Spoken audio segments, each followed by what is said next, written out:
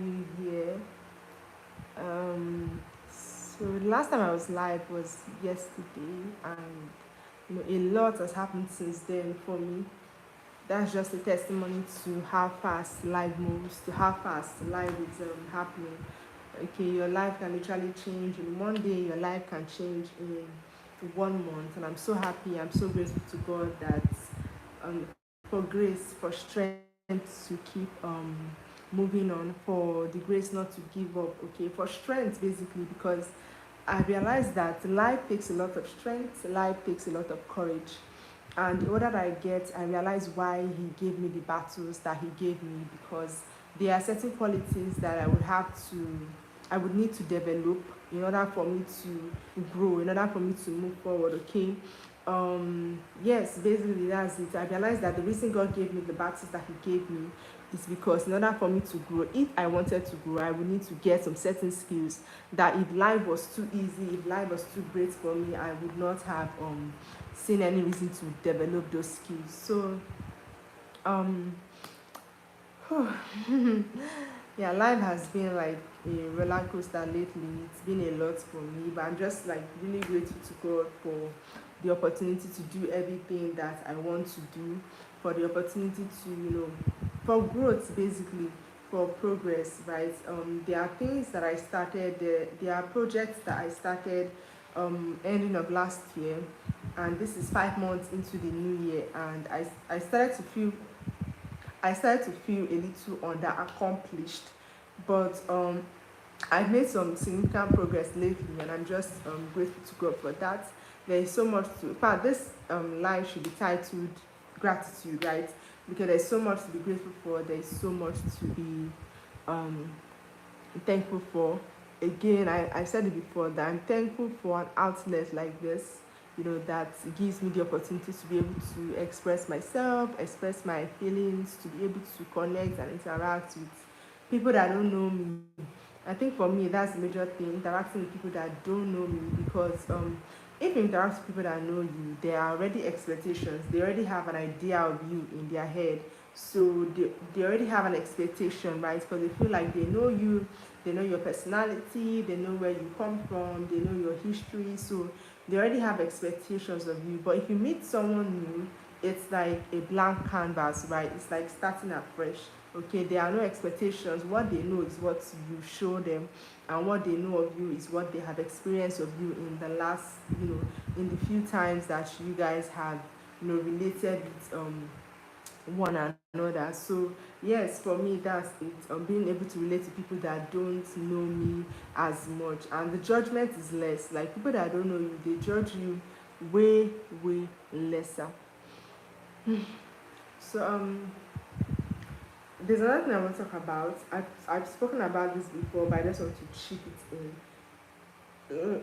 Like, it is important to be grateful to God when things are going great.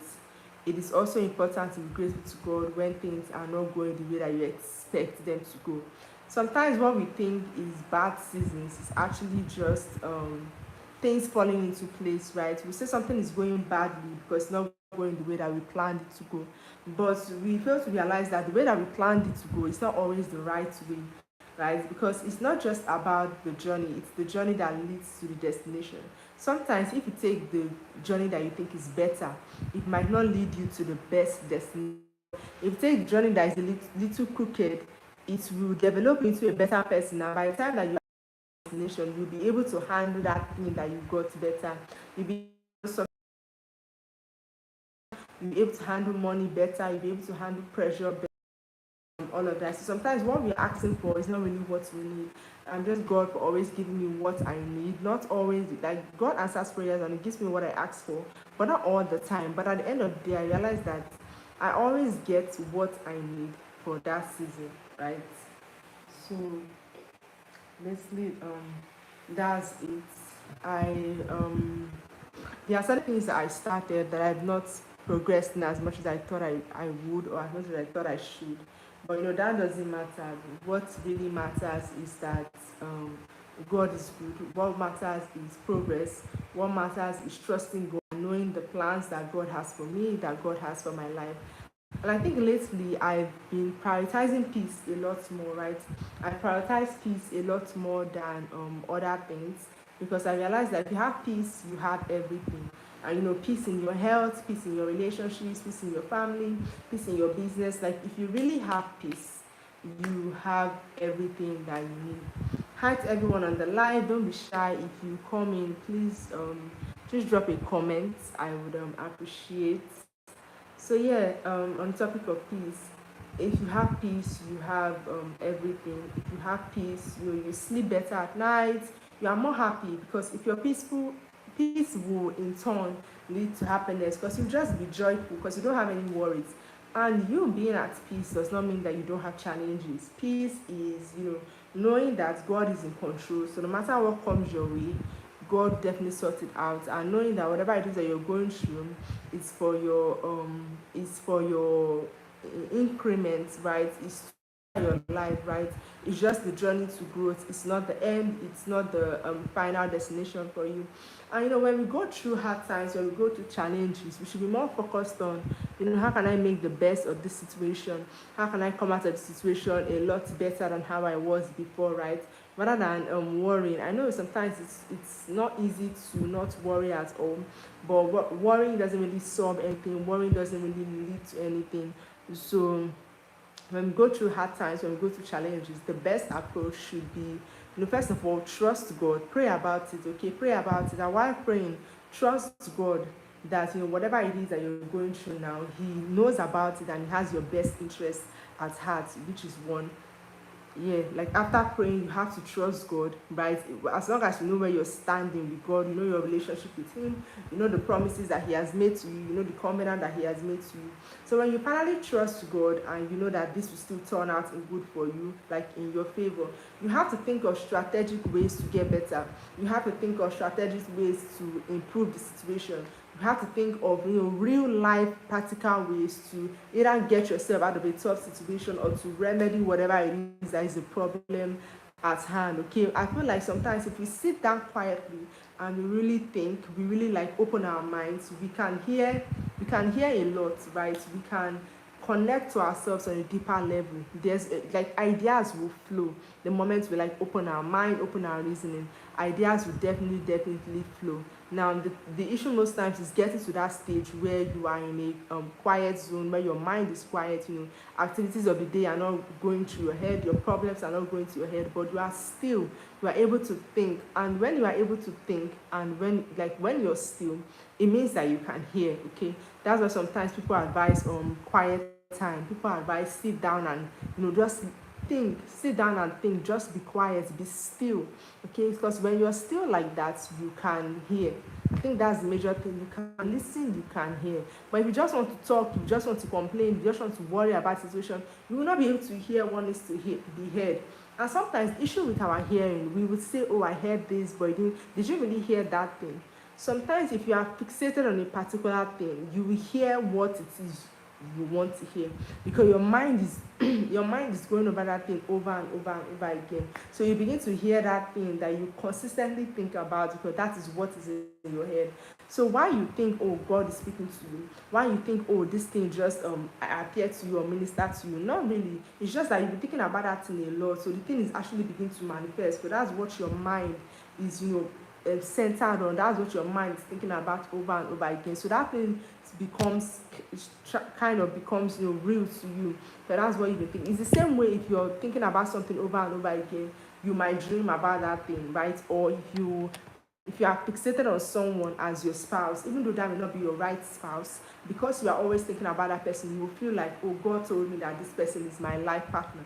But that person is not really your life partner. It's just because there's one thing that they say. I'm so sorry for cutting the words short, but let me just say this. There's one thing that they say, that if you're praying to God for a life partner, do not have anybody in mind, right? Don't have anybody in mind, so God can be able to like show you, reveal to you. Hi, Asiribu Ego. Is this an Igbo name? It sounds Igbo. Do you know what ego is in Igbo? Am I pronouncing that rightly? Ego. Asiri Buru Ego. Is that is that correct? Ego in Igbo language means money. Are you aware? Is that correct? So as I was saying, what was I even saying? Yes, I was talking about if you're going to go out for an answer on a particular thing, don't have an idea in your head, right? Because if you have an idea in your head, you are hoping that God agrees with you and reveals that thing to you. So in turn, you might actually reveal that thing to yourself, because that's what you have been thinking about. So if you're going to God for solutions, ideas, revelations, go with a clear mind, go with an open heart. Let me tell you something, what you think is good for you is not always what is good for you. Remember the Israelites in the Bible, they saw a land filled with milk and honey, right? And they wanted to go for that one. But God said, no, go for this other one, right? Because the thing about us as human beings is that we are short sighted. What we can see is what is happening today. What we can see is what is in front of us. But many people don't have spiritual eyes. They can't see beyond. They cannot see what, like, in 2 years time, this thing that is looking sweet and honeylicious, will it still be honeylicious? This thing that is looking so enticing now, will it still be enticing in 2 years time? Sometimes we make mistakes like that and end up with temporary things, because we look at things with our physical eyes. We don't look at things with our spiritual eyes. We don't look at things with our eyes of understanding. We look at things physically, and that's how we tend to make a mistake. Most times, sometimes that's how we tend to make a mistake, because we look at things at their face value.